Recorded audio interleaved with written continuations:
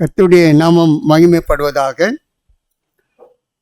4 ஆண்டுகளுக்கு பிறகு மீண்டும் அன்பான தேவ பிள்ளைகளை பார்க்கவும், அவங்களோட பேசவும், ஆண்டவருடைய சத்தியத்தை பகிர்ந்து கொள்ளவும் அடியனுக்கு ஆண்டவர் கொடுத்த வாய்ப்புக்காக நான் ஆண்டவரை ஸ்தோத்திரிக்கின்றேன். இந்த வாய்ப்பை எனக்கு நல்கிய ஃபெடரேஷன் அதிகாரிகளுக்கும், Paris seventh day Adventist Tamil சபை போதகருக்கும், மூப்பர்களுக்கும், விசுவாசிகளுக்கும் நான் வாழ்த்தலையும் நன்றியும் நான் தெரிவித்துக் கொள்கிறேன். மிக மகிழ்ச்சியாக இருக்கின்றது. ஆராதனை ஒழுங்குகளை பார்க்கும்போது மிகவும் நேர்த்தியாக இருக்கின்றது. அங்கெல்லாம் பார்த்திங்கன்னா தெய்வீக ஆராதனை எல்லோரும் வருவாங்க. ஓய்வு நாள் பள்ளிக்கூடத்துக்கெல்லாம் 25% கூட கம்மி தான் வருவாங்க. அந்த 11 மணிக்கு 12 மணி தான் அப்படியே வந்து உட்காருவாங்க. ஆனால் இங்கே பார்த்தீங்கன்னா ஓய்வு நாள் அந்த பாட்டு கூட்டத்துக்கே 60 கிலோமீட்டர் 70 கிலோமீட்டர் தூரத்துலேருந்து ஆழ்த்தப்பட்டு பிள்ளைகளோடு வருவதை நான் பார்க்கும்போது மிகுந்த மகிழ்ச்சியாக இருக்கின்றது.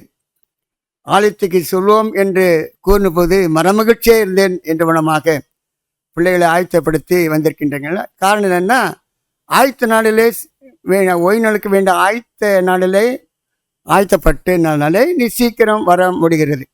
ரொம்ப சந்தோஷம். கர்த்தருடைய ஆசீர்வாதம் நிச்சயம் உண்டு. அது மாத்திரமில்லை, ஒரு காரியத்தை நான் பார்க்குறேன். போன வாரமும் இந்த வாரமும் எல்லாரும் பங்கு கொள்கிறீங்க. விசேஷமாக வாழ்வு பிள்ளைகள் எல்லாவற்றிலும் பங்கு கொள்கிறீர்கள். காணிக்கை எடுப்பது, ஜெபிப்பது, பாட்டுக்கூட்டு நடத்துவது ரொம்ப அற்புதமாக இருக்கின்றது. ரொம்ப சந்தோஷமாக இருக்கின்றது. டிரான்ஸ்லேஷன் கூட வாழ்வு பிள்ளைகள் பண்ணுறாங்க. ரொம்ப சந்தோஷமாக இருக்குது. அது இங்கே உட்கார்ந்துருக்காங்க வாலிபர்கள் எல்லார் கையிலும் ஒரு இசைக்கருவி இருக்கிறது. ஆமாம், ரொம்ப சந்தோஷம் உங்களை பார்க்குது. அங்கெல்லாம் பார்த்திங்கன்னா சர்ச்சு நடக்கும்போது அங்கங்கே வெளியே நின்று பேசிகிட்டு இருப்பாங்க இந்த வாலிப பிள்ளைலாம். ஆனால் இங்கெல்லாம் அமைதியாக உட்கார்ந்து ஆண்டவருடைய பாடலை நேர்த்தியாகவும் சரியான முறையில் இசைத்து அந்த பாட்டை படும்போது நம்ம ருசித்து பாட ஒரு வாய்ப்பை இந்த பிள்ளைகள் செய்கிறாங்க. கர்த்தர்வங்களை ஆசிரியப்பதாக திருச்சபை நேர்த்தியாகவும் ஒழுங்காகவும் நடந்து கொண்டிருப்பதை பார்க்கும்போது மிகுந்த சந்தோஷம். நாங்கள் 2 சபையை பார்த்து கொண்டுக்கிறோம். பாண்டிச்சேரியிலேருந்து சென்னைக்கு போகிற ஈசிஆர் கடற்கரை ஓரமாக செல்லக்கூடிய பகுதியில் இருக்கின்ற மஞ்சுக்குப்பம் அண்ட் மரக்காணம். இந்த முதல்ல மஞ்சுக்குப்பம் தான் பார்த்தோம். அதுக்கப்புறம் ஊழியத்துக்கு பேருக்கு இன்னொரு சபையை நாங்கள் ஆரம்பித்து அங்கே நடத்தி கொண்டுக்கிறோம். பாண்டிச்சேரியில் 2 பேரும் நாங்கள் பஸ்ஸில் ஏறுவோம், நானும் மனைவியும். ஒரு வாரம் நான் மஞ்சுக்குப்பத்தில் பஸ்ஸை விட்டு இறங்கிடுவேன். ஒரு மனைவி அதே பஸ்ஸில் தொடர்ந்து மரக்காணம் போய் இறங்கி அந்த சபை நடத்துவாங்க. அதுக்கு அடுத்த வாரம் என்னுடைய மனைவி பாண்டிச்சேரி 2 பேர் ஏறி அவங்க மனைவி மஞ்சுக்குப்பத்தில் இறங்குவாங்க, நான் மரக்காணம் போவேன். ஆக இந்த 2 வாரம் இந்த சபைகளை நாங்கள் கவனித்து வரோம். அந்த மரக்காணம் சமீபத்தில் தான் 1 வருஷத்துக்கு மேலே 2 வருஷத்துக்கு மேலே ஆரம்பித்து ஒரு 10 பேர் வருவாங்க. இன்னும் தொடர்ந்து மேலே 3 பேர் வந்தாங்க, அப்புறம் 5 பேர் வந்தாங்க, இவர் 10 பேர் வந்துட்டுருக்காங்க. பகுதியில் நாங்கள் வேலை செய்து கொண்டுக்கிறோம். மஞ்சுக்குப்பத்தில் நம்ம ஏற்கனவே சபை இருக்குது, கட்டடம் இருக்குது, தோட்டம் இருக்குது. கிராமத்துக்கு மத்தியில் இருப்பதனால அநேக ஜனங்கள் வருகிறாங்க. அந்த ஊழியத்தை நாங்கள் செய்து கொண்டிருக்கிறோம். நீங்கள் நினைக்கல, ஒரு 2 சபையை 3 மாதம் எப்படி விட்டுட்டு வந்தீங்க, யார் பார்ப்பாங்க, ஜனங்கள் என்ன ஆச்சுது, சத்திய வசங்கள்லாம் சொல்லணுமே, வேதமாக நடத்தணுமே அப்படின்னு நீங்கள் நினைப்பீங்க. ஆண்டவருடைய கிருபையினால் இந்த மஞ்சுக்குப்பத்தில் இருக்கின்ற 2-3 குடும்பம் பிரசங்கம் பண்ணுவாங்க, வேதப்பாடு எடுப்பாங்க, வெள்ளிக்கிழமை ஆராதனையும் பார்த்துக்கிடுவாங்க.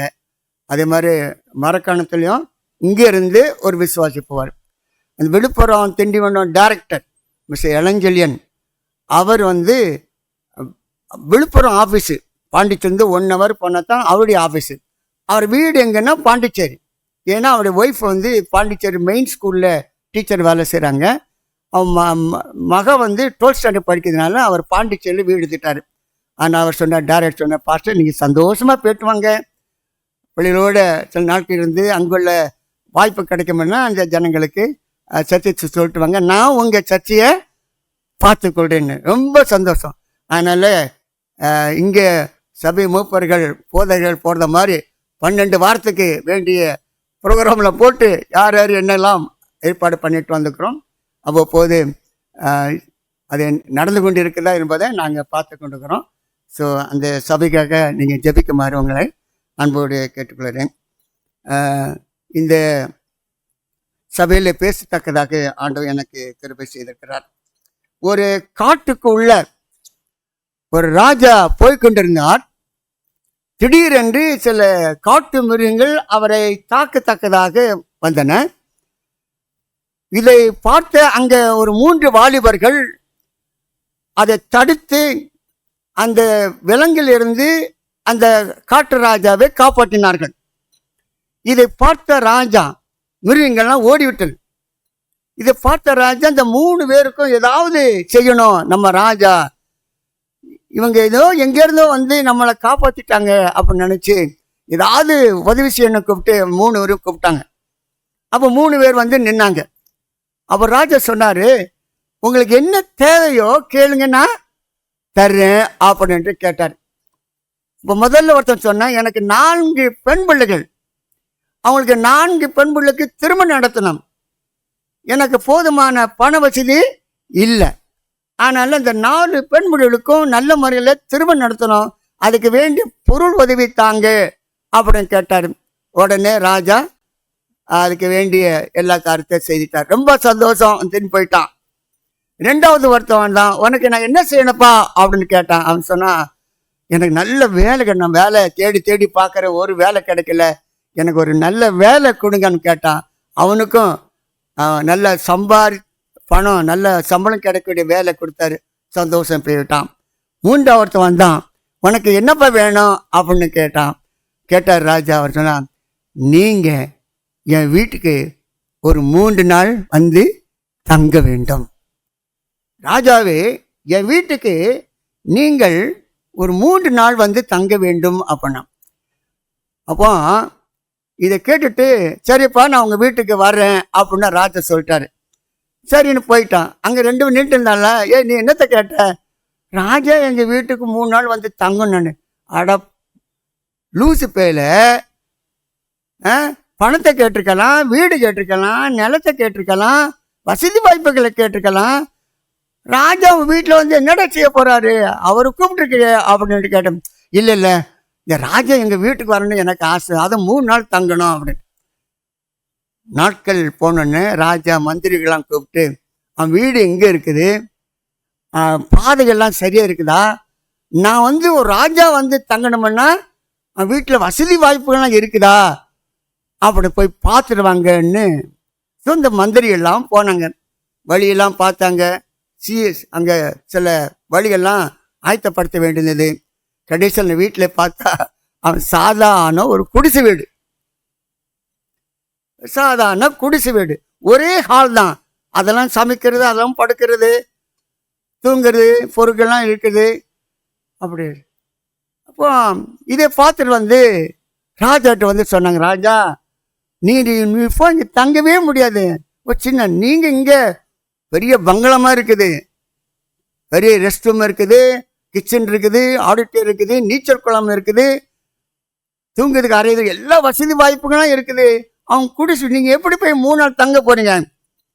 உடனே ராஜா சொன்னார், அவன் வீட்டு பக்கத்தில் 3 ஏக்கர் நிலத்தை நம்ம பிடிக்கிறோம், அதில் பெரிய ஒரு பங்களா கட்டுறோம். 3 ஏக்கரில் ஒரு பெரிய பங்களா கட்டினாங்க. ராஜா வந்து தங்கி தாபரிக்கு செல்லக்கூடிய ஒரு இடத்தை அவங்க அமைச்சு கொடுத்தாங்க. உடனே ராஜா அங்கிருந்து போனார். அவனை கூப்பிட்டாரு, அந்த குடிசை வீட்டிலேருந்து அந்த பெரிய பங்களாவுக்கு கூப்பிட்டாரு. 3 நாள் தங்கினாரு. அவனோட பேசினாரு, அவனோட சாப்பிட்டாரு, நல்ல அன்பா பேசினாரு. ஆமாம், நீ எல்லாத்தையும் விட என்ன நீ அதிகம் விரும்பினப்பா, நான் உன் வீட்டுக்கு வரேன்னு நீ ஆசைப்பட்ட, நீ வேறு பொருளை கேட்கல, பொக்கிஷத்தை கேட்கல, பணத்தை கேட்கலப்பா, நீ வந்து என் வீட்டுக்கு வரணும் அப்படின்னு நான் வந்து உன் வீட்டுக்கு வரணும்னு நீ கேட்டலப்பா, என் ரொம்ப சந்தோஷம். அதனால 3 நாள் முடிஞ்சது, கிளம்புறேன். இந்த வீடு உனக்கு தான், இந்த வீடு உனக்கு தான். அப்படின்ட்டு அவனை அப்படியே ஏறிட்டு பார்க்குறான். அப்படியே திகைத்து போனான், ஆச்சரியப்பட்டான். என் ஆண்டவர் என் வீட்டுக்கு அழைத்த போது, என் உள்ளத்துக்குள்ளாக இயேசு கிறிஸ்து வரும்பொழுது, என் வீட்டுக்குள்ளாக இயேசு கிறிஸ்து வரும்பொழுது இப்படிப்பட்ட ஆசீர்வாதம் எனக்கு ஆண்டவர் தந்துக்கிறார். எனக்கு பிரியமானவர்களே, ஆண்டவரை நாம் ஏற்றுக்கொள்ளும் போது, ஆண்டவருக்கு நம் உள்ளத்தில் ஒரு இடம் கொடுக்கும் போது, கண்டிப்பாக ஆண்டவர் நமக்கு நிலையான நித்தியமான ஒரு பெரிய ராஜ்யத்தை நமக்கு தருவார். கண்கள் மூடி ஜெபம் பண்ணுமா. இரக்கமுள்ள ஆண்டவரே, இந்த நோக்கத்திற்காக எங்களை நீர் அழைத்தீர். அந்த அழைப்புக்கு நாங்கள் பாத்திரம் பிள்ளைகளாக நடந்து கொள்ள கருப்பத்தாங்கப்பா. உண்மையில் நாங்கள் விசுவாசம் வைக்கிறோம். ஆண்டவரே, இந்த உலகத்தில் நான் பரதேசிகளாக இருக்கிறோம். சிலர் வாடகை வீட்டில் தங்கியிருக்கிறோம், சிலர் சொந்த வீட்டில் தங்கிக்கிறாங்க, சிலர் சாதாரண குடிசையிலே தங்கியிருக்கிறோம். எந்த எப்படிப்பட்ட வீடாக இருந்தாலும் நீர் இதோ கதவை தட்டுகிறேன், கதவை திறந்தால் நான் உன்னிடத்தில் வந்து உன்னோட போஷணம் பண்ணுவேன் என்று சொன்ன கர்த்தாவே, எங்களோட தங்க நீர் ஆசிக்கின்றீங்க. ஆண்டவர் தாமே அந்த பெரிய பாக்கியமுள்ள இடத்திற்கு எங்களை அழைச்சி செல்ல நீ ஆயத்தமாக இருக்கீங்க. ஆண்டவரே, நாங்கள் செவிசாய்க்க உதவி செய்யுங்க. சோதனைகள், கஷ்டங்கள், வேதனைகள் எங்களை சூழ்ந்திருந்தாலும் அதெல்லாம் அவற்றின் மீது ஜெயங்கொண்ட பிள்ளைகளாக, வெற்றி சிறந்த பிள்ளைகளாக நீர் ஆயத்தப்படுத்திருக்கின்ற அந்த ராஜ்யத்தை சூழ்ந்து கொள்ள கிருபை பாராட்ட வேண்டுமாய். வந்த நாங்கள் வெறுமையோடு போகாமல் இந்த நாட்களில் வைத்திருக்கின்ற ஆசீர்வாதத்தை பெற்று செல்ல கிருபை பாராட்ட வேண்டுமாய். அன்புள்ள ஆண்டவர் இயேசு கிறிஸ்து மூலம் ஜெபிக்கிறோம் நல்ல பிதாவே, ஆமீன். இன்றைக்கு ஆதியாகமம் முதல் 2 அதிகாரத்தையும் வெளிப்படுத்தல் கடைசி 2 அதிகாரத்தையும் நாம் தியானிக்க போகின்றோம். அதில் சொல்லப்பட்ட முக்கியமான சத்தியங்களை நாம் ஆராய்கின்றோம். ஏற்கனவே பல தடவை அந்த காரியங்களை நாம் படிச்சுக்கிறோம், தெரிஞ்சுக்கிறோம். இருந்தாலும் ஞாபகப்படுத்திக் கொள்வது மிக மிக அவசியம். ஆகவே இந்த ஆதியாகமம் முதல் 2 அதிகாரம், பாவத்தால் முதல் ஆதாம் அவருடைய கீழ்ப்படியாமனாலே மனித இனம் இழந்து போன ஜீவன், ஒரு நீதியான வாழ்க்கை, அழகான இல்லம், ஆளுகை ஆகியவற்றை இந்த ஆதியாகமம் முதல் 2 அதிகாரம் நமக்கு சுட்டி காமிக்கும்.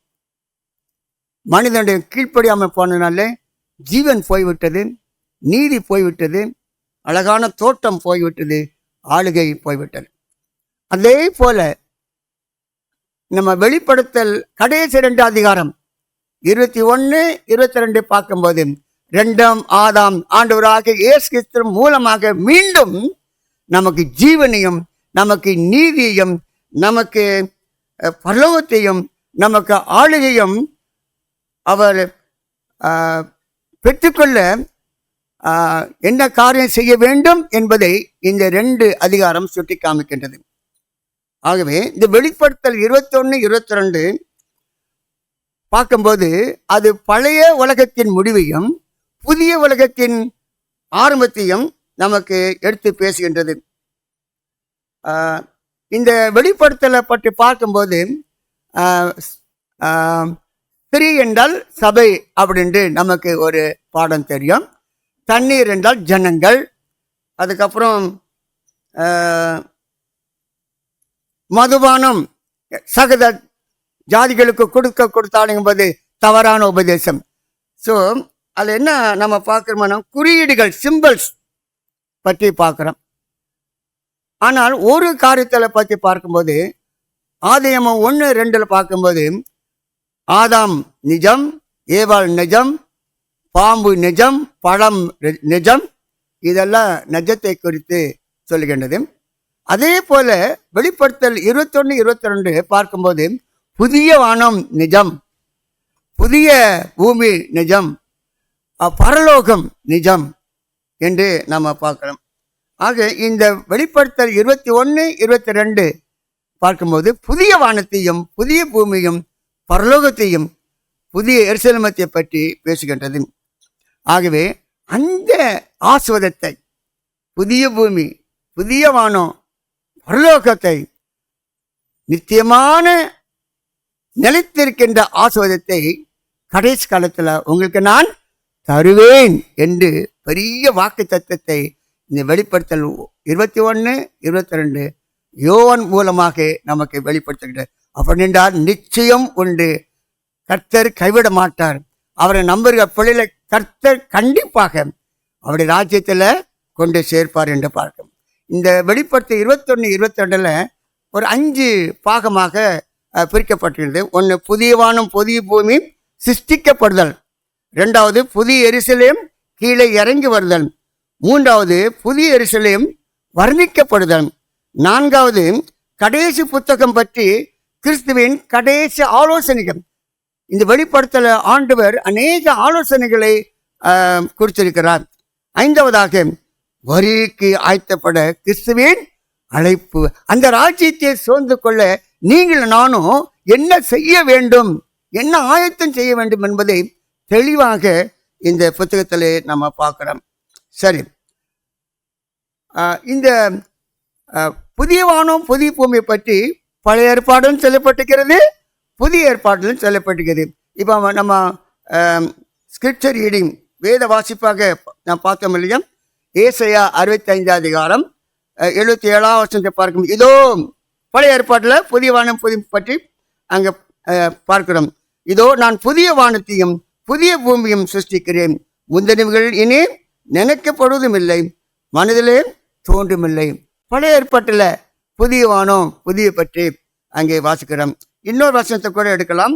ஏசாயா 66, 22 நான் படைக்க போகிற புதிய வானமும் புதிய பூமியும் எனக்கு முன்பாக நின்றது போல.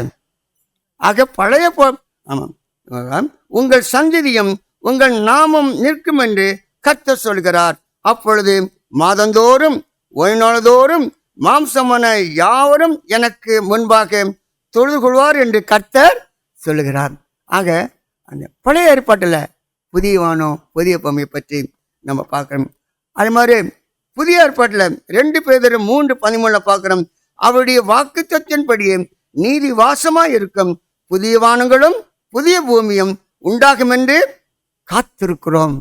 இன்னொரு வசனத்துக்களை பார்க்கலாம். வெளிப்படுத்தல் 21, 1வது வசனம், பின்பு நான் புதிய வானத்தையும் புதிய பூமியும் கண்டேன், முந்தின வானமும் முந்தின பூமியும் ஒழிந்து போயின, சமுத்திரமும் இல்லாமற் போயிற்று.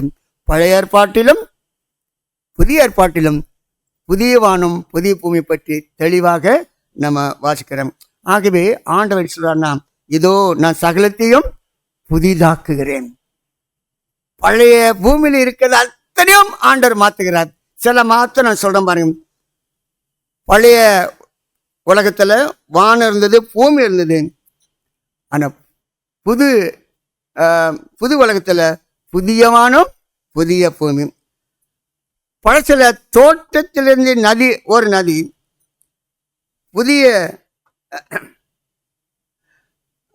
புதிய உலகத்துல சிங்காசனத்திலிருந்து ஒரு நதி, அங்க தோட்டத்திலிருந்து ஒரு நதி, எல்லாத்தையும் சகலத்தையும் புதிதாக்குறேன் என்று சொல்றார். இன்னும் சூரியனுக்கு முன்பாக தேவன் ஒளியை படைத்தார், ஆனால் புதிய பூமியில சூரிய வெளிச்சம் வேண்டுவதில்லை, தேவனே வெளிச்சம் அப்படின்னு பார்க்கிறோம். இன்னொரு சமுத்திரம் இருந்தது பழைய உலகத்துல, ஆனா புது உலகத்துல சமுத்திரம் இல்லை.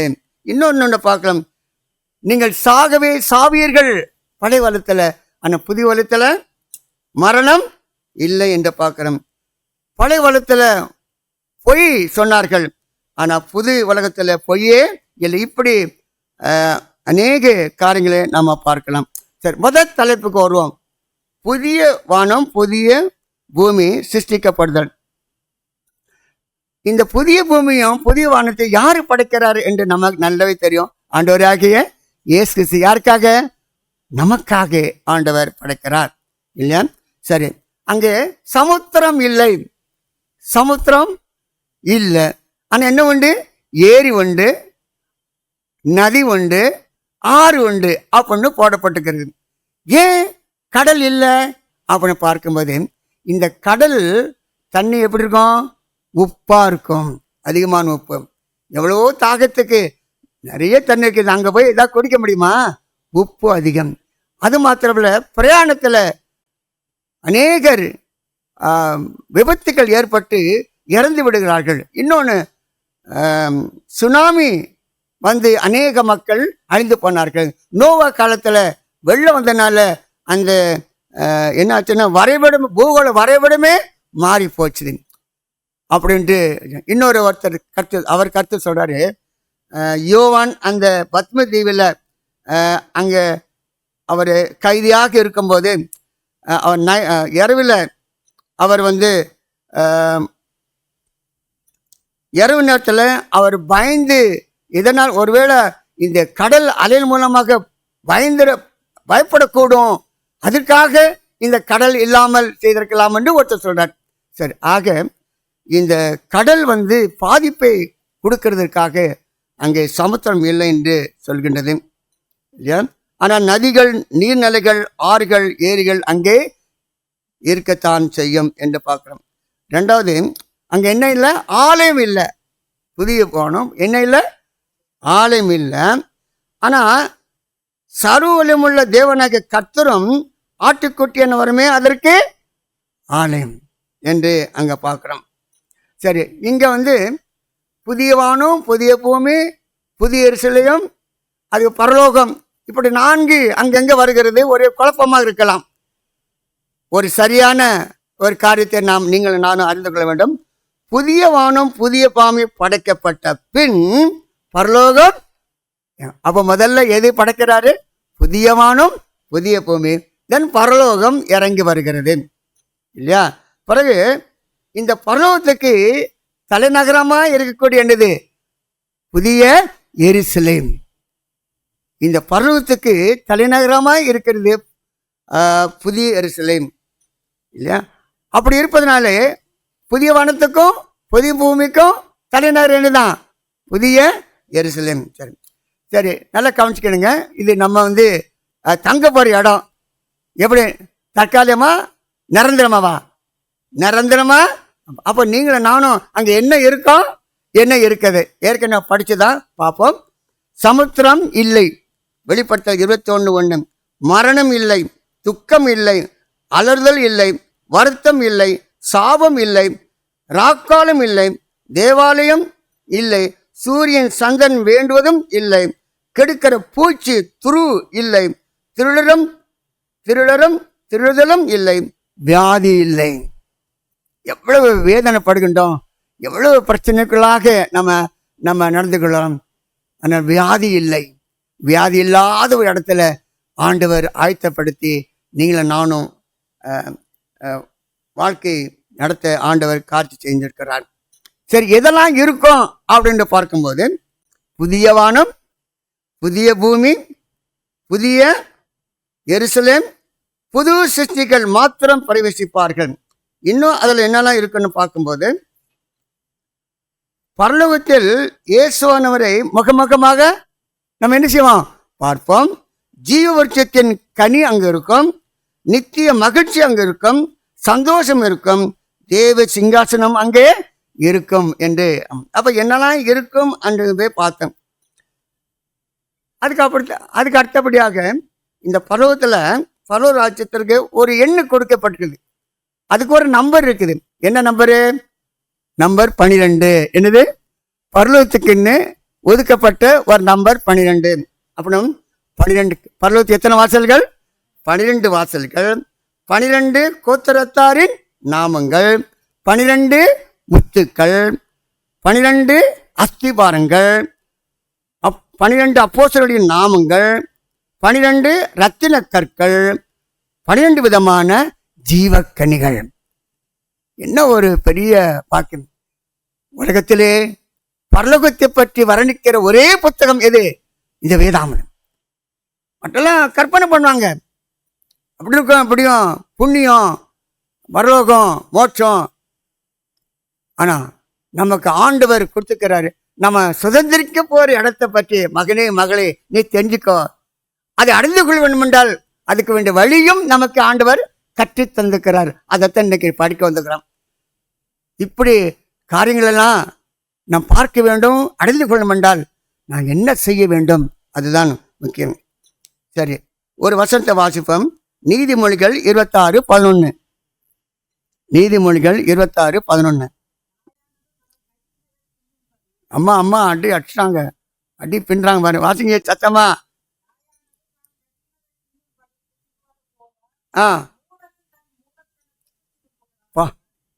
நாயானது தன் கக்கினதை தின்னும் அப்படின்னு இங்க போடப்பட்டிருக்கு. அப்படின்னா நாய் அங்க வருமா வராதாங்கிறது இல்லை. இங்க எதை குறிக்கப்பட்டிருக்குதுன்னா, ஒரு வருஷத்தை 22:15 வாசிங்க. வெளிப்படுத்த 22:15 சத்தமா. 22:15 வெளிப்படுத்த 22:15. எனக்கு கொஞ்சம் நாய்களும் சூனியக்காரரும் விபச்சாரங்களும் பரிகாரரும் விக்கிராதம் செய்வர்களும் பொய்யரும் அங்கே இங்கே கெட்ட மனிதர்களோடு நாய் சேர்த்திருக்குது. என்ன அப்படின்னா, இந்த நாய் இங்க சொல்லப்பட்டது அது விலங்கின அல்ல. எதுனா நாய் என்ன செய்யணும், கக்கினதை தின்னும். நல்ல கவனிங்க, நாய் கக்கினதன். அப்படின்னா மனிதன் அவன் தவறுன்னு தெரியும், தப்புன்னு தெரியும், மீண்டும் மீண்டும் தவறு செய்தால் எங்க பிரவேசிக்க முடியாது, பரலோகத்துக்கு செய்ய போக முடியாது. நாய் தின்னதை கக்கும். ஆமா, அது கெட்டது, கெட்டு போச்சுது நல்லவே தெரியும். ஆனால் மீண்டும் அது அதே போல நமக்கு பாவம்னு தெரியுங்க, பாவம் அப்படின்னு தெரியும், அது மூடத்தனும் தெரியும். ஆனால் அதிலே நிலைத்திருப்பார்கள், அதை விட்டு வெளியே வர மாட்டாங்க, ஒப்பு கொடுப்பாங்க, ஜெபம் பண்ணுவாங்க, என் பாவத்தில் மன்னிங்கன்னு செய்வாங்க. ஆனால் மீண்டும் மீண்டும் அந்த பாவத்தை செய்வார்கள். அவங்க எங்கே போக முடியாது, பரலோகத்துக்கு போக முடியாது அப்படின்னு பார்க்குறோம். பழைய சேற்றிலே பழைய பாவத்திலே மீண்டும் புரளுவார்கள், மீண்டும் புரளுவார்கள். சில சமயத்தில் பிடிச்சிருப்பான், வீட்டில் ரொம்ப பிரச்சனை, வருமானம் இருக்காது, போதுமான பண வசதி இருக்காது. என்னையா இப்படி குடிக்கிறியா, வீடு கெட்டு போச்சு, பிள்ளைகளை படிக்க வைக்கணும், சாப்பாடு இல்லையே அப்படின்னா, பாஸ்டர் இனி நான் சாப்பிட மாட்டேன், நான் குடிக்க மாட்டேன், இன்னும் ஒழுங்காக இருப்பேன் அப்படின்னு சொல்லுவான். பிறகு பார்த்தீங்கன்னா மனைவி சொன்னாங்க, பாஸ்டர் நேற்று குடிச்சு வீட்டில் ஒரே தாராரு பண்ணா. பாவ சேற்றில் மீண்டும் புரளுவார்கள், கக்கினதை தின்பார்கள். மீண்டும் மீண்டும் ஒரு பாவத்தை நம்ம செய்து கொண்டிருந்தால் சில பாவங்கள் வெளிப்படும். ஆனால் சில பாவங்கள் கண்ணின் மூலமாக பாவங்கள், சிந்தனை மூலமாக பாவம், மனதில் அளவில் பாவம், மற்றவர்கள் தெரியாது. எப்படிப்பட்ட பாவங்களை நம்ம திரும்ப திரும்ப செய்து கொண்டிருந்தால் பரலோகத்துக்கு நம்ம செல்ல முடியாது என்று பார்க்கிறோம். இது புதிய வானம் புதிய வானம். அதுக்கு அடுத்தபடியாக புதிய எருசலேம் கீழே இறங்கி வருதல். அந்த எருசலேமை பற்றி ஆமாம், புதிய வானத்தை புதிய மாதிரி யார் போவாங்க யார் போக மாட்டாங்கன்னு பார்த்தோம். இப்போ புதிய எருசலேம் கீழே இறங்கி வருது. அந்த புதிய எருசலேமுக்கு யார் உள்ள போவாங்கன்னா, ஜெயம் கொள்ளவர்கள் மாத்திரம் புதிய எருசலேமில் பிரவேச. ஜெயம் கொள்ளுகிறவர்கள். அப்போ யார் ஜெயம் கொள்ளவர்கள், யாருக்கு இந்த சர்டிஃபிகேட் கொடுப்போம், யார் தகுதி அந்த பரலோகத்திற்கு செல்வதற்கு, யார் ஜெயம் கொள்ளவர்கள் பார்க்கும்போது, கிறிஸ்துவின் மூலமாக மட்டுமே பாவத்தின் மீதும் ஜெயம் பெற முடியும். கிறிஸ்துவின் மூலமாக பாவம் மன்னிக்கப்பட்டது யாரோ அவர்கள் ஜெயம் கொள்ளுகிற பிள்ளைகள் இருப்பார்கள். அவர்கள் பரலோக ராஜ்யத்தில் பிரவேசிப்பதற்கு தகுதியாக இருப்பார்கள். ஒரே ஒரு பசுத்தம் இல்லாமல் தேவனை, இந்த பசுத்தமான ஓலை நாளில் ஆசிரிக்கும் போது 2 ஆசீர்வாதம் என்னெல்லாம், உன்னை ஆசீர்வதிப்பேன். பசுத்தமான ஓய்நாள் ஆசீர்வதிக்கும் போது ஆண்டவர் 2 கருத்து சொல்றாரு, உன்னை ஆசீர்வதிப்பேன், உன்னை பரிசுத்தப்படுத்துவேன் சொல்றேன்னா, ஓய்வு நாள் ஆஸ்வதிக்கும் போது உன்னை ஆஸ்வதிப்பேன், உன்னை பரிசுத்தப்படுத்துவேன். ஆஸ்வதிப்பேன் என்ற இந்த உலகத்தில் நம்ம ஜீவன் இருக்க வரைக்கும் சுகமாக, சந்தோஷமாக, சபதத்தோடு, திருப்தியோடு வாழ்வதற்கு நமக்கு என்ன தேவையோ அந்த ஆசீர்வாதங்களை ஆண்டவர் தந்துகிட்டே இருப்பார். ஒன்று, பரிசுத்தமான ஓய்வு நடக்கும். ரெண்டாவது, ஆமாம், அது ஆசீர்வாதம். பரிசுத்தத்தை தருவேன் என்றால் பரலோகம் செல்வதற்கு நமக்கு என்ன தேவை? என்ன தேவை? பரிசுத்தம் தேவை. பரிசுத்தம் இல்லாமல் தேவனை, அப்போ பரிசுத்தமான ஓய்வு நாளை கடைப்பிடிக்கும் போது ரெண்டு காரியம்: உன்னை ஆசீர்வதிப்பேன், உன்னை பரிசுத்தப்படுத்துவேன். ஆசீர்வாத வளத்துல ஜீவன் இருக்க வரைக்கும், ஆண்டவருடைய வருகை இருக்க வரைக்கும் நமக்கு என்ன தேவையோ அவ்வப்போது அவர் சித்தத்தின்படி நம்ம தந்துட்டே இருப்பார். ரெண்டாவது, உன்னை பரிசுத்தப்படுத்துவேன், என்னை தரிசிக்க, உனக்காக நான் கட்டி வைத்திருக்கின்ற அந்த பொன்தாளி போட்டு வீதியிலே நீ நடக்க, நீ நித்திய காலமாக வாழ, அந்த இடத்த நீ வருவதுக்கு நீ பரிசுத்த உன்னை படுத்துங்கிறார். எனக்கு பிரியமானவர்களை, ஜெயங்கொள்ளவர்கள் மாத்திரம் கிறிஸ்து மூலமாக அருமையான பாடத்தை சிலுவை குறித்த பயணம், சிலுவையை நோக்கி பார்க்க வேண்டும். அப்படி கிறிஸ்து மூலமாக மட்டுமே பாவத்தின் மீதும் ஜெய பெற முடியும். சரி, வெளிப்படுத்தல் 21:8 வாசிங்க. யார் பரலோகத்தில் பிரவேசிக்க முடியாது? வெளிப்படுத்தல் 21:8. பயப்படுகிறவர்களும் ஆ ஆ ஆ ம்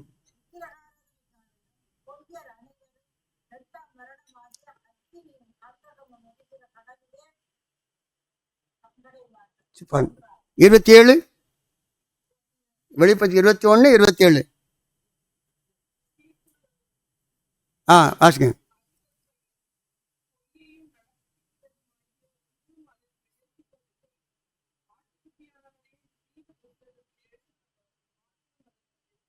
அன்புள்ள நமக்காக பிதாவனத்தில் பரிந்து பேசிக் கொண்டிருக்கிற நம்முடைய பெயர் இங்கே எழுதப்பட வேண்டும், ஜீவ பரிசுத்தத்தில் எழுதப்பட வேண்டும். இதுக்காக ஆக இப்படிப்பட்டவர்கள் பருவத்தில் அப்போ நாம் எந்த நிலையில் இருக்கிறோம் அப்படிங்கிறத ஆவியர் மூலமாக நம்ம யோசித்து பார்க்க வேண்டும்.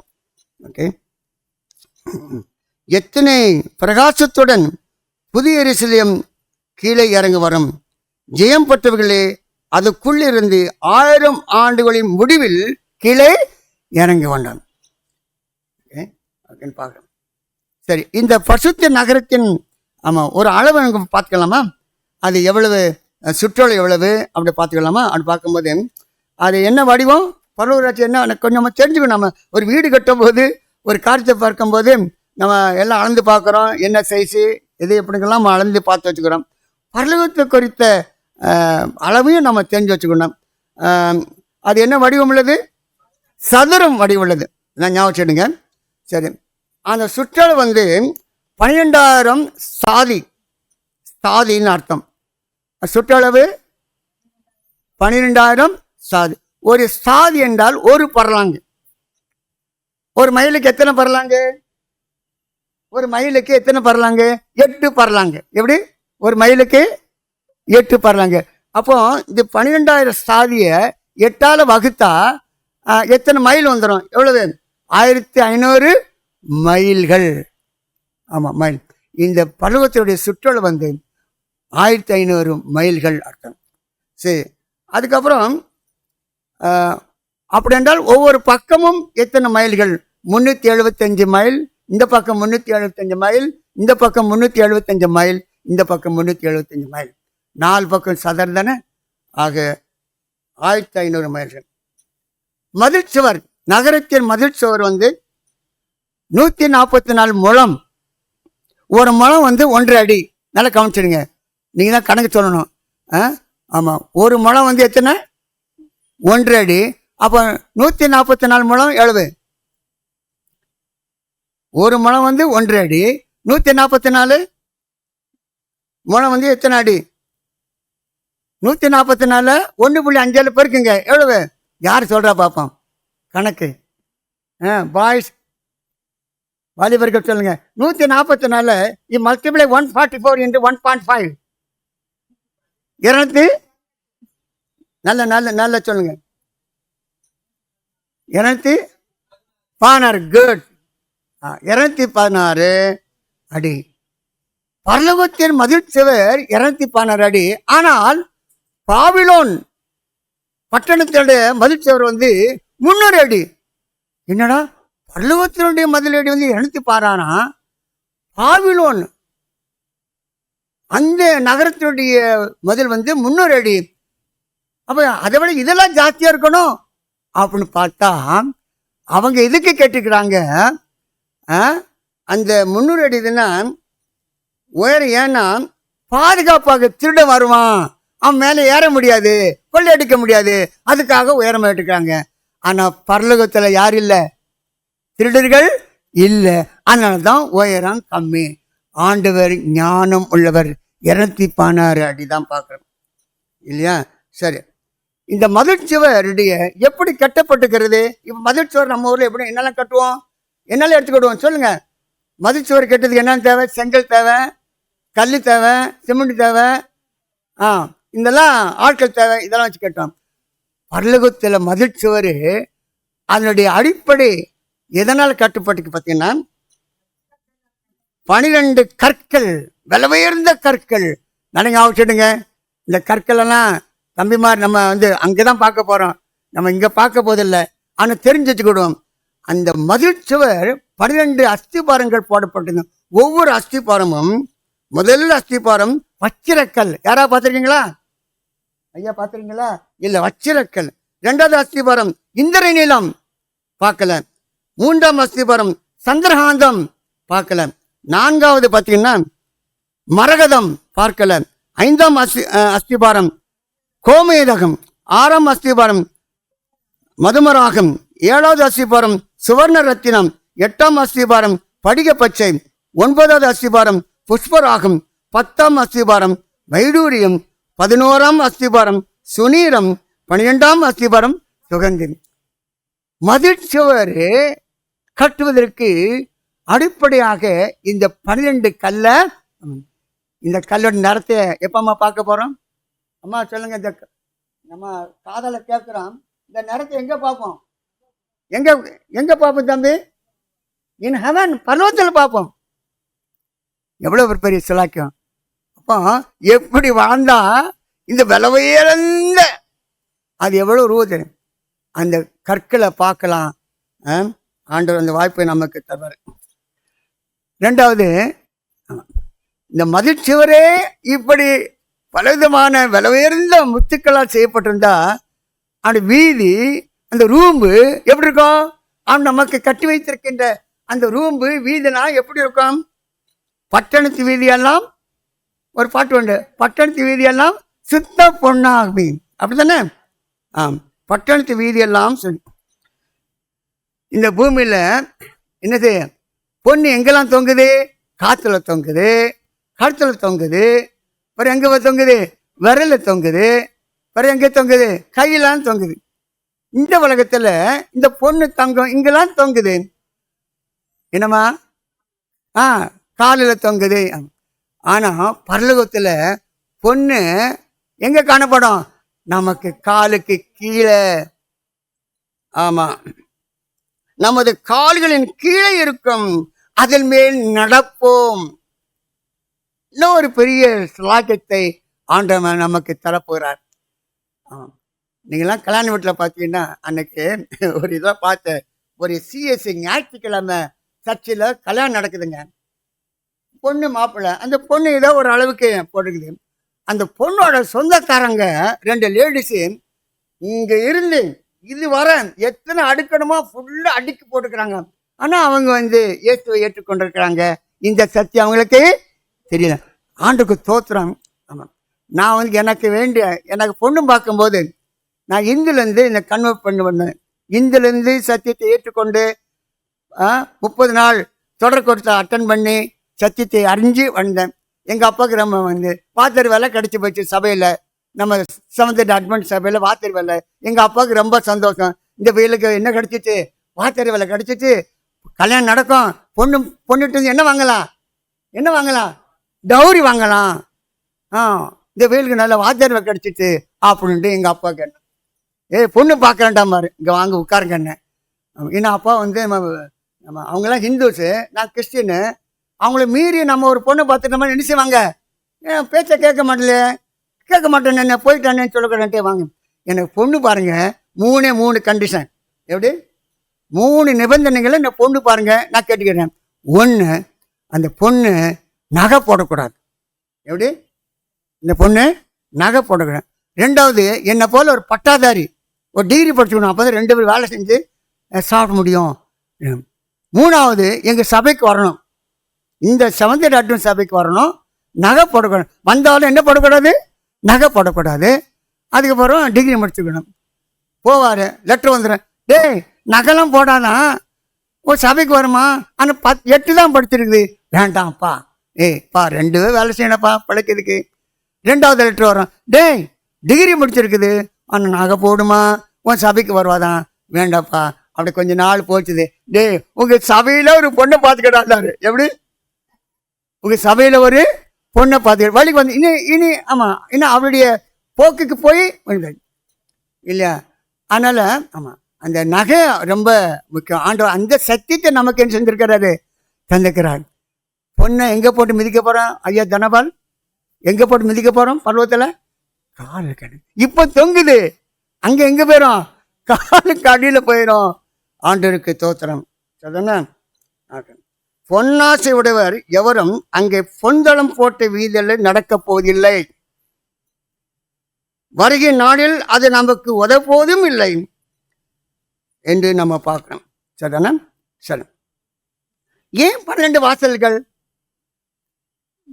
பருவத்துக்கு ஏன் 12 வாசல்கள்? ஏன் முத்துக்கள்? அப்படி பார்த்தா, ஆமாம், பண்டை கால பட்டணத்துக்கு ஒரே ஒரு வாசல், அது எப்போதும் பூட்டப்பட்டிருக்கும். ஏனென்றால் திருடர்கள் வருவதற்காகத்தான், கண்ணமுடி வருவாங்க, திருடி போயிட்டு வாங்க தான் ஒரே ஒரு வாசல் அது பூட்டப்பட்டிருக்கும் பண்டை காலத்தில். ஆனால் இப்போ பரலோகத்துக்கு 12 வாசல்கள். அங்கே யாரும் இல்லை, திருடர்கள் இல்லை. முத்துக்கள். ஏன் முத்தால? சாதாரண பொருளை வச்சு கேட்டிருக்கலாமே. முத்துக்கள் கொஞ்சம் நல்ல ஒரு ஆவிக்கிற பாடல் இருக்குது. முத்து எப்படி தயாரிக்கப்படுகிறது? கடல்ல இல்லையா? ஆமாம், சிப்பி என்ற கடல் பூச்சி. நல்லா கவனிக்கீங்களா? நல்ல ஒரு ஆவிக்கிற பாடம். ஆமாம், கடலில் முத்து எப்படி தயாரிக்கப்படுகிறது? ஏன் முத்துனால இந்த பழுவ ராஜ்யெல்லாம் கட்டப்பட்டு அஸ்திபாரம் பார்க்கும்போது, அந்த சிப்பி என்ற கடல் பூச்சிக்கு உள்ள சிறிதளவு சகதி சேர் உள்ள வரும். நம்ம வீட்டுகளில் சகதி சேரு தூசி வந்து என்ன செய்வோம்? அப்புறப்படுத்துவோம். ஆனால் இந்த பூச்சி அந்த சேரு சகதி உள்ள வந்தோடனே வெளியே தள்ளாம பொறுமையாக மெதுவாக தன்னிடத்திலிருந்து ஒரு வெள்ளை திரவத்தை அது மேல செலுத்தி அந்த சேரு பிளஸ் அந்த ஒயிட் திரவம் என்ன மாறுது? முத்தா மாறுது. நினைச்சுக்கவங்கள எது உள்ள வந்தது? நல்ல பொருளா? சேருங்க. சோதனையை நல்லா கவனிங்க. சாதனை ஆக்கிற எந்த பிள்ளையோ அவர்கள் பரலோகத்துக்கு வர முடியும். யார் வர முடியும்? சோதனையை இயேசுவை ஏற்றுக்கொண்டான், நான் ஆழித்து போறேன், காணிக்கை வைக்கிறேன், தசோபம் வைக்கிறேன், எனக்கு ஏன் இந்த சோதனை இல்லை? ஏதோ ஒரு பாடத்தை கற்றுக்கொள்ளும்படியாக ஆண்டவர் இந்த சோதனை பள்ளத்தாக்களை நடத்துகிறார். நான் மரண பள்ளத்தாக்கி நடந்தாலும் பொல்லாப்புக்கு பயப்படும். இந்த சோதனை சாதனை ஆக்கிறது இந்த சிப்பி என்ற பூச்சி என்று நம்ம பார்க்கிறோம். ஆக கிறிஸ்துவுக்காக சோதனைகளை சந்தித்து அவற்றை ஜெயிக்கிற எவர்களோ அவர்கள்தான் முத்துக்கள் 15 வாசலுக்குள் நிலக்கவனிங்க. முத்துக்கள் 15 வாசலுக்குள் பிரவேசிங்க. சும்மா ஈஸிக்கிறேன். கடல்ல முத்து எடுக்கணும்னு ஈஸியா? கடினம். ஆழத்தில் போய் தேடி கண்டுபிடிச்சு முத்து எடுக்கணும். பரலோராட்சியம் முத்துக்கள் பதித்த செய்யப்பட்ட கட்டப்பட்ட அந்த ராட்சியத்துக்களை பிரேசிக்க வேண்டும் என்றால் நீங்களும் நானும் சோதனையை சகிக்க வேண்டும். கிறிஸ்துவுக்காக ஆண்டுடைய பலத்தை கொண்டு விசுவாசத்தை கொண்டு அதை ஜெயித்து நம்ம ஆண்டுடைய ராட்சியத்துக்கள் பிரவேசிக்க வேண்டும் என்று பார்க்கிறோம். இல்லை, இன்னொன்று முக்கியமான, உடலுக்கு உயிர்ச்சத்து குறைபாடு இல்லை. பல வகையான ஜீவ கனிகள் நமக்கு உண்டு. என்ன உண்டு? நமக்கு வியாதி வராது. ஏன்னா பலவிதமான ஜீவ கனிகள் அங்கே இருக்கும். ஓகே, முக்கியமான பகுதிக்கு நம்ம நம்ம வர்றோம். ஆண்டவர் ஏற்றுக்கொண்ட ஒவ்வொரு பிள்ளைக்கும் ஆண்டவர் எத்தனை வீடு தர வர்றாரு? 2 வீடு தர போறாரு. எத்தனை வீடு? எப்படி பாஸ்டர் 2 வீடு? ஆமாம், யோவான் 14:1-3 என்ன வாசிக்கிறோம்? வாசிங்க பார்ப்போம். யோவான் 14:1-3 எடுத்தவங்க வாசிங்க. உங்கள் இருதயம் கலங்காது இருப்பதாக.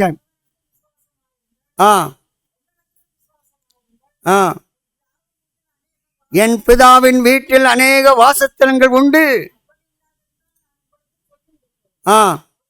ஒரு ஸ்தலத்தை உங்களுக்காக ஆயத்தம் பண்ண போகிறேன்.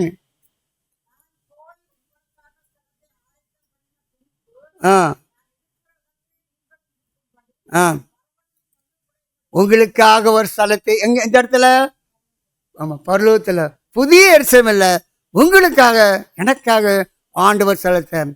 அப்புறம் இன்னொருத்தர் போட்டுக்கிறோம், வீடு கட்டுவீங்க, விவசாயம் பண்ணுவீங்க. அப்படி அந்த புதிய எருசலேம் நமக்கு வீடு, தங்கம் போட்ட வீடு. அதை சுற்றி நாம் என்ன செய்வோம்? அந்த பரலோகத்தை சுற்றி அந்த புதிய அந்த எருசலேமை சுற்றி இருக்க இடத்துல நாம் என்ன செய்வோம்? ஒரு வீட்டை கட்டி விவசாயம் செய்து அது வருகிற பொருள் எடுத்து நாம் என்ன செய்வோம்? சாப்பிடும். சரியா தப்பா? 2 வீடு. 2 வீடு. ஒன்று எங்க? ஆண்டவன் நமக்கு செய்து வைக்கிற வீடு பரலோகத்துல, புதிய எருசலேம் இல்லை இல்ல. அந்த புதிய எருசலேம் இந்த புதிய பூமிக்கு வந்து இறங்கும் போது அதை சுற்றி நாம் என்ன செய்வோம்? ஆளுக்கு இடத்த பிடிச்சி வளைச்சி அங்க என்ன செய்வோம்? வீட்டை கட்டி சின்ன, ஆமா இல்லை, ஆமா தோட்டம் போடுற விருப்பம் இருந்தால் பெரிய இடத்த பிடிச்சிக்கலாம், இல்லை வீடு வந்து சின்ன இடத்த பிடிச்சிக்கலாம். அருமையான வீட்டை கட்டி அங்கே என்ன செய்ய போகிறோம்? நம்ம விவசாயம் செய்து பயிர்களை உண்டாக்கி நம்ம இந்த கனிகளை சாப்பிட போகிறோம். என்ன ஒரு பெரிய சிலாக்கித்தம்! ஆண்டவர் வந்து அவர் ஏற்றுக்கணும். என்ன செய்யணுமோ மேக்சிமம் என்ன செய்யணுமோ அத்தனை காரியத்தையும் ஆண்டவர் ஆயத்தப்படுத்தி வச்சிருக்கிறார். சரி, இப்போ இன்னொரு காரியம் சொல்லுங்க. சரி, புதிய எருசலேமில் வீடு இருக்கிறது, அதுக்கு வெளியே இடத்துலையும் நம்ம இருக்கிறோம். ஆலயத்துக்கு எங்கே போவோம்? புதிய எருசலேம் வந்து வெளியே வந்து வெளியே இருக்கிற இடத்துக்கு வருவாங்களா, இல்லை வெளியே இருந்துக்கிட்டு உள்ளே போவாங்களா? உள்ளே போவாங்க. எப்படி போவாங்க? மாதந்தோறும் 5 தடவை போவாங்க. எத்தனை தடவை? ஒரு மாசத்துல 5 தடவை வெளியே குடியிருக்கிற பிள்ளைலாம் நம்ம எங்க போவோம்? புதிய எருசலேம் இல்ல, ஆலயத்துக்கு நம்ம புதிய எருசலேம் அங்க போவோம். எப்படி? ஒரு மாசத்துக்கு 4 தான், ஏன் 5 போட்டிருக்குது? மாதந்தோறும். இன்னைக்கு தமிழ்நாட்டை பார்த்தீங்கன்னா மாதத்துல 1ஆம் தேதி என்ன செய்யறாங்க?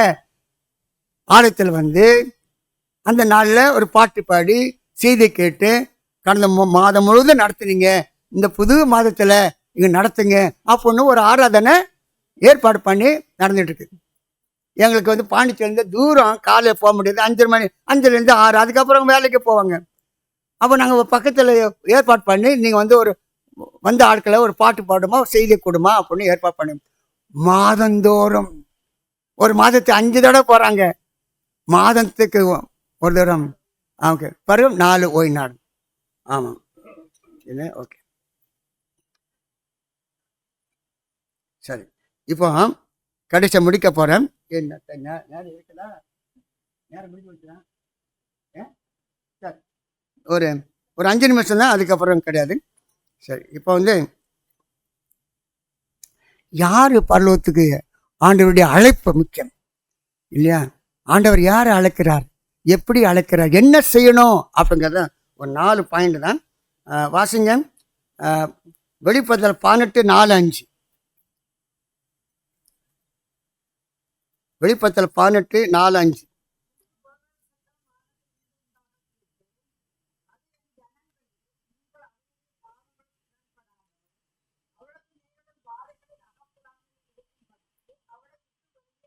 அவளை விட்டு, எவளை விட்டு? புறம்பான சத்தியம், பொய்யான போதனை எங்க கடைபிடிக்கப்படுதோ அந்த சபை விட்டு என்ன செஞ்சோம்? நம்ம ஓடியாந்துடணும். இன்னும் விக்கிராதனம் அப்படின்னா என்ன? விக்கிறதுக்கு கடவுளுக்கு பிரியமில்லாத கருத்தை அதிக அக்கறையோடு எடுப்போம், அதிக நேரத்தை செலவழிப்போம், செல்லில் அதிக நேரம் செலவழிப்போம், டிவியில் அதிக நேரம் செலவழிப்போம், மற்றவர்களை குறித்து பேசுவது அதிக நேரம் செலவழிப்போம். அதெல்லாம் விக்கிரக ஆராதனை. அவளை விட்டு வெளியே வாருங்கள். அப்பதான் என்ன செய்ய முடியும்? பரலோக ராஜ்யத்துக்கு நம்ம செல்ல முடியும் என்று பார்க்கிறோம் இல்லையா? சரி, என் ஜனங்களை அவளை விட்டு வெளியே வா என்று கிறிஸ்து கதறி அழைக்கும் குரல் கேட்டு இல்லையா? ஆமாம், பாபிலோனை விட்டு நாம் வெளியே வரோம். அநேக வசனம் இருக்குது, நான் சொல்ல தேவையில்ல இல்லை. ரெண்டாவது என்ன சொன்னோம்? வெளிப்படுத்தல் 2:10 வாசிங்க. தவறான போதனை, தவறான சத்தியம் சொல்லப்படும் இடத்தை விட்டு வெளியே வந்து விட வேண்டும் இல்லையா? ஓகே. அதுக்கப்புறம் வெளிப்படுத்தல் 2:10.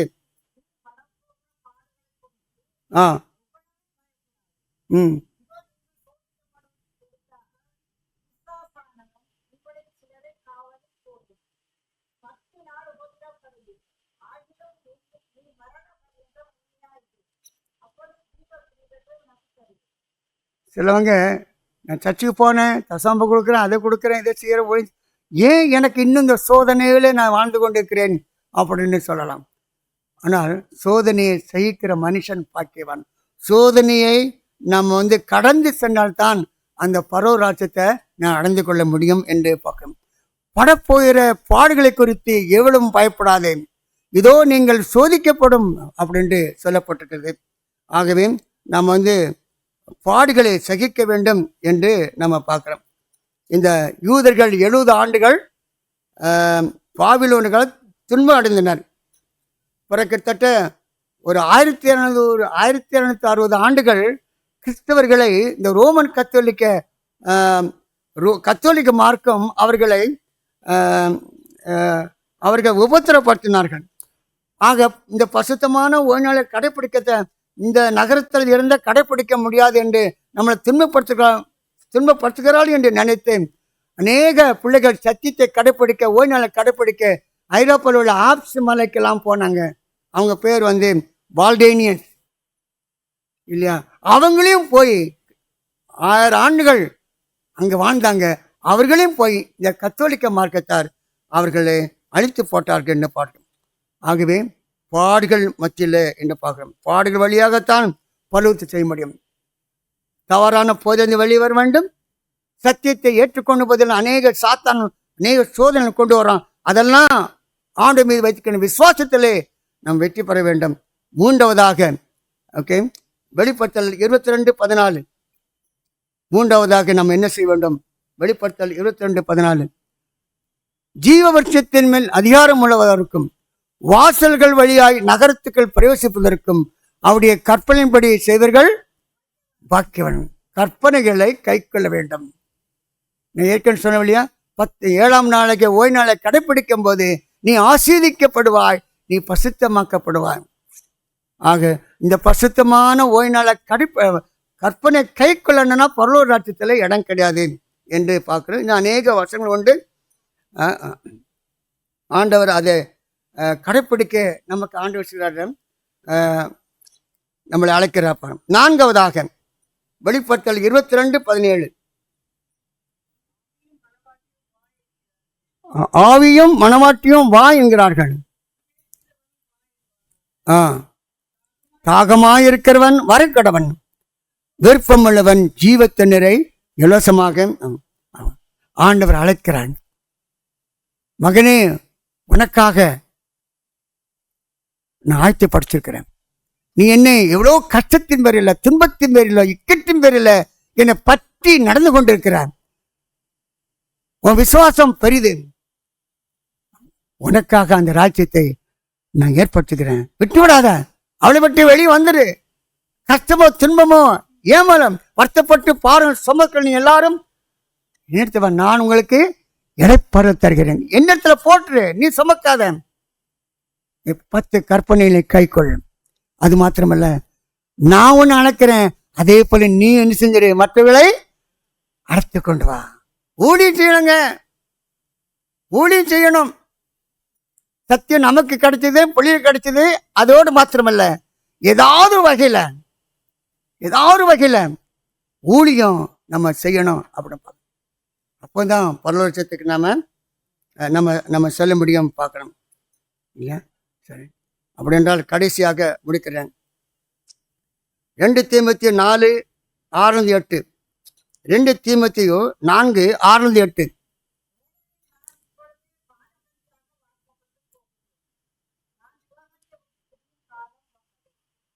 நல்ல போராட்டத்தை போராடினேன், ஓட்டத்தை முடித்தேன், விசுவாசத்தை காத்து கொண்டேன்.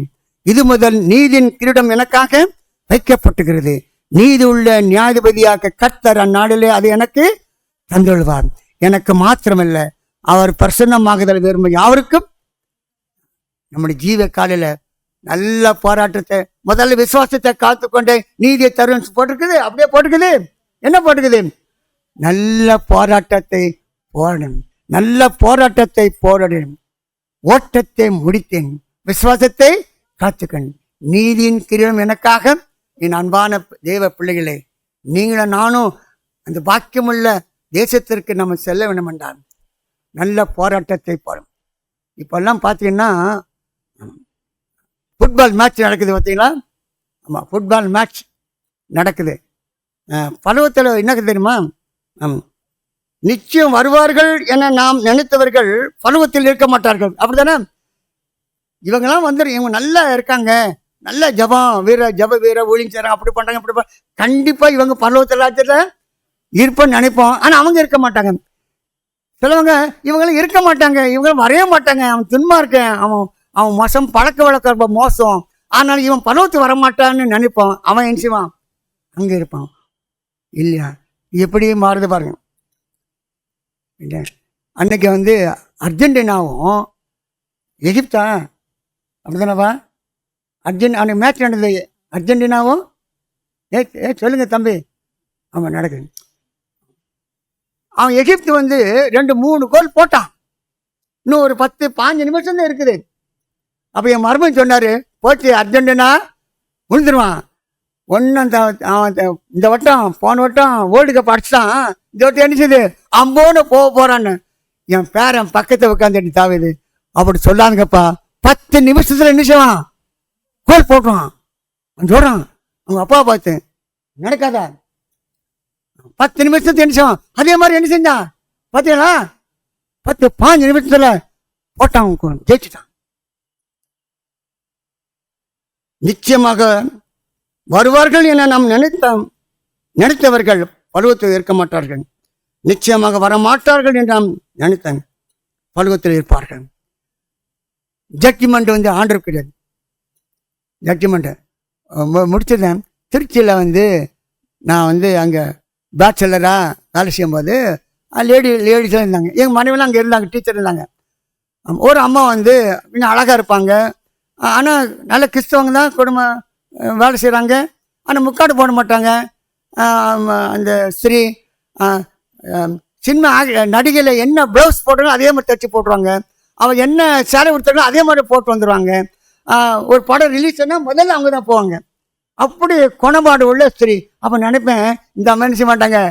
நான் நினச்சிக்கிட்டேன், இந்த அம்மா என்ன செய்ய மாட்டாங்க, வரமாட்டாங்க. ஒரு 10-15 வருஷம் கழித்து நான் பாண்டிச்சேரிக்கு சண்முகபுரம் ஸ்கூலுக்கு பிரின்சிபாலாக போயிருக்கிறேன்.